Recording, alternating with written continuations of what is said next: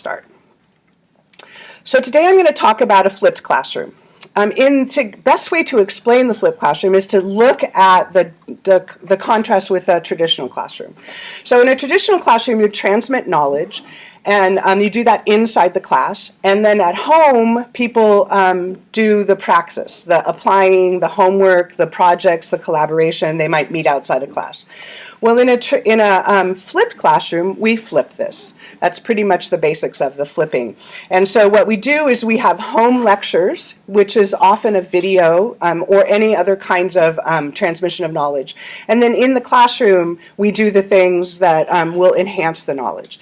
One of the good things about this is in the classroom, when the teacher's there, they can really lead in this application. As opposed to the transmission of knowledge, maybe we don't need the teacher as much. It's just a one-way transmission. So one of the questions is, how do we prepare content, or what content is going to be used to transmit knowledge? What do we do in the classroom? And then the learning management system itself. So I'm going to really talk pretty much most of the day about this particular thing, preparing the content. I have been doing flipped classroom since 2010, so it's pretty much my 6th year of doing it. I have a lot of video content that I've prepared. So I've just done it a million times, and it actually doesn't take that long for me. It's not super high quality, but the students seem to be fine with it.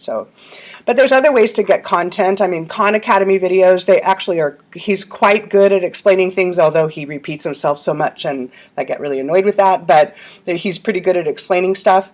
You could have them read articles. A class I taught this quarter was almost no online video content, mostly articles.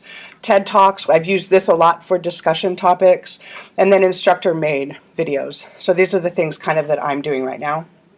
But in the classroom, thinking about what you're going to do in the classroom, what I've done most of the time is project-based. So the students have a quarter-long project where they work on the same project with a local company. In this class, it's a facilities design class. And so we do I meet with them, I have daily huddles, we talk as if they're consultants working on a project, and I expect them to apply content that they've learned in the videos. I also do a lot of just homework. Like, they just get a homework set and they just work on it with each other or by themselves in class. I circulate around, but oftentimes I don't really have to do much. Sometimes I do the solutions on the board, but it's more like an office hour. And then discussion-based is super fun. I used to be really horrible at discussions, but I've been getting better and better because I've been forcing myself. So that's another thing you can do in class now. You've freed up the time.